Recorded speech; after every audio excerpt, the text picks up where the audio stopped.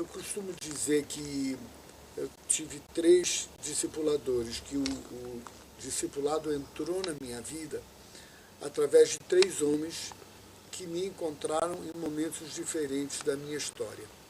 O primeiro deles é o querido Paulo Landry, que hoje é o diretor executivo da Topic Internacional, que inclusive tem reflexos bem significativos aqui no Brasil.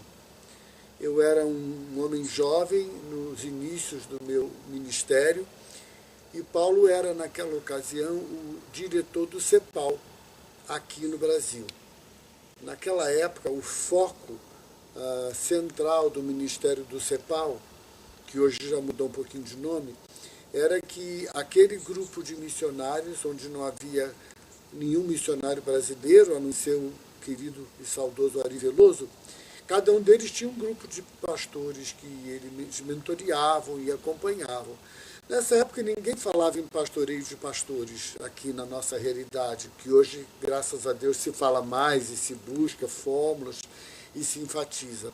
E o Paulo, um pouco mais velho do que eu, talvez uns 5, 6 anos, Paulo me conheceu e naquele pastor inexperiente, começando a sua jornada lá na fronteira do Rio Grande do Sul, do Brasil com o Uruguai, em Santana do Livramento, o Paulo me olhou e acreditou que valia a pena investir na minha vida. E por alguns anos, algum tempo, nós cruzávamos a grande distância entre Rio Grande do Sul e São Paulo, indo e vindo, e Paulo mentoreando a minha vida, me ensinando na prática o que era ser discipulado. Nessa época eu estava me preparando para apresentar meu trabalho de presbiterado, para ser consagrado, ordenado presbítero na Igreja Metodista, e aí a minha tese foi sobre discipulado. O Paulo hoje está nos Estados Unidos e ainda está, apesar dos 75, me parece agora, bem ativo, né? No Ministério de Supervisor, e há pouco estava no Brasil fazendo esse trabalho. E embora nós nos encontremos pouco ao longo do tempo, no ano passado, quando eu fiquei doente e fiquei tendo que fazer uma cirurgia grave, ele veio dos Estados Unidos, passou dias comigo, sentindo o vínculo do meu pastor, o meu discipulador. Por esses exercícios ministeriais, o Paulo foi transferido de diretor do CEPAL aqui no Brasil para dirigir o CEPAL na Colômbia. E para mim foi uma experiência muito difícil, porque eu estava num processo que eu não via como interromper. E foi nessa ocasião que o Paulo me apresentou o Larry Kais, que foi um dos que o substituiu na direção do CEPAL no Brasil. Embora eles eram homens muito diferentes, houve uma conexão bem perfeita no que era discipulado. O Larry me levou para viajar com ele, para começar a ministrar cursos na área de crescimento equilibrado da igreja, de dons espirituais. Isso tudo é década de 1970. E aí me deu um discipulado mais operacional, de como trabalhar, de como fazer. Paulo cuidou muito da minha vida, se focou mais no relacionamento do que na metodologia. E eu diria que o Larry complementou isso de uma forma muito especial e eu aprendi muito, muito na caminhada com o Larry Kais. Faz agora, acho que 3 anos que o Larry faleceu, depois de pregar uma mensagem lá na Índia. Nós não nos víamos há alguns anos, mas nunca perdemos o contato.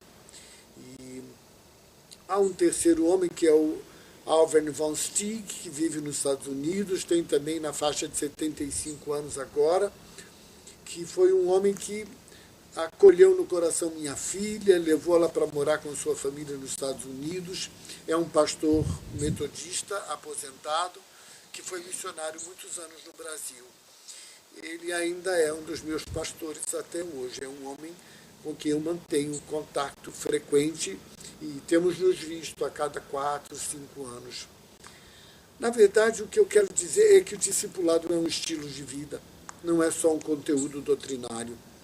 e que, olhando para a minha vida, agora já nessa fase, na minha etapa última de ministério, eu vejo que se eu fosse exprimido, sair a vida desses 3 homens, dos quais 2 vivos e com quem eu mantenho frequente contato, eu fui muito marcado, muito mais pelo estilo de vida deles, familiar, ministerial, pelo caráter, pela vida deles, porque eu vi que aqueles princípios que eles compartilhavam comigo eram verdade, eram encarnados na vida deles.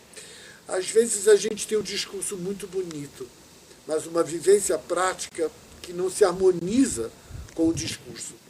E eu diria que o que me tornou marcado pela vida desses 3 homens não foi tanto o que eles ensinaram, mas foi uma metodologia que unia vida, atitude, coerência com aquilo que eles me ensinaram a acreditar.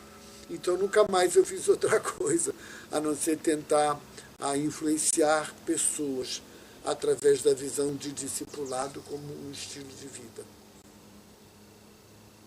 Vi o que eles falavam, mas o que validou para mim o que eles falavam era o conceito de que o discipulado não era um currículo estanque. Começou e cumpriu, foi discipulado. Que o discipulado era um exercício de estilo de vida que ia durar até o final da minha vida.